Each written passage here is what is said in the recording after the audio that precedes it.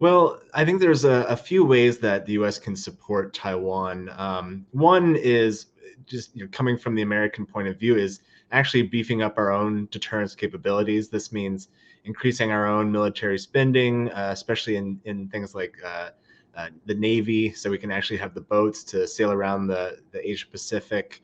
The other is, of course, supporting our partners and allies in the region. We do have quite a few strategic partners, strategic allies in the region already: Japan, South Korea, Australia, and more.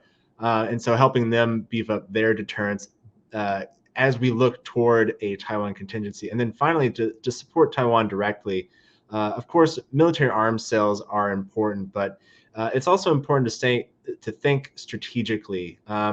If we're just funding a major a boat, for example, helping Taiwan build a large ship of some sort, it's not thinking asymmetrically. It's not thinking about new types of warfare like that exist in, for example, the cyber domain in other ways. So we have to think a little bit more strategically, help Taiwan also plan a little bit more strategically, and of course, make sure that the funding is there, not just from the U.S. point of view, but also that Taiwan is, of course, increasing its own defense expenditures. Riley, you talked a bit about how the U.S. is helping to beef up allies in the region. As an expert in Japan and Korea, do you see that cooperation increasing with Taiwan? The Japanese government, for example, has been, or at least analysts in Japan have been thinking a lot more about what a Chinese invasion of Taiwan could mean for Japan and the U.S.-Japan alliance. They're thinking about, not just from a defense point of view, but also, not just from a deterrence point of view, but from also a humanitarian relief point of view. What it could mean for Japan if, for example, China were to also attack Japan in its sort of expansion into the Indo-Pacific. And so they're thinking very carefully about this and trying to partner very succinctly with the United States. The United States just came out with its national security strategy. Japan is also going to be releasing its updated national security strategy, hopefully before the end of the year. And I expect to see a lot of continuity, a lot of cohesion between these two strategic documents.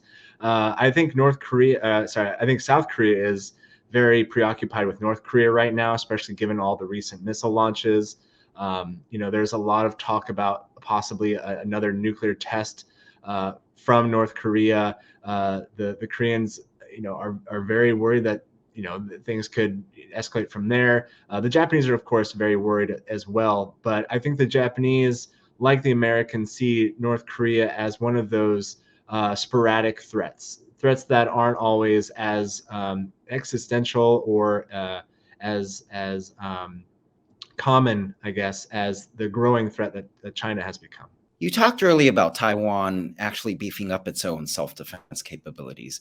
As it seems likely that the Republicans will win the House, at least, if not the Senate, how do you see their support in terms of beefing up Taiwan's self-defense, as they've been hard on military and been seen as more ready to take on China? My sense of Congress, if the Republicans take the House, and even if there's a divided Congress, or if the Republicans take the House and the Senate, I do believe the Republicans are going to be a little bit more hard pressed to do something on China, to do something regarding Taiwan. For example, beefing up arms sales, increasing our own military expenditures, again, to beef up our own defensive capabilities.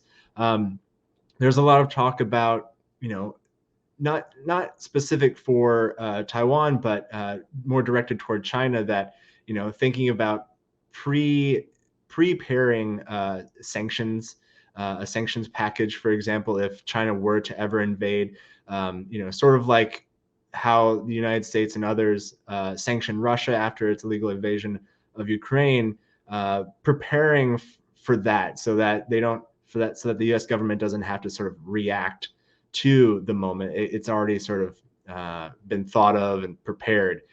So that kind of thing is happening. I would also expect to see a lot more dialogue. I think, for example, Nancy Pelosi's trip to Taiwan has really sort of set a fire under Congress. I think we've seen a lot more congressional visits. I would expect to see even more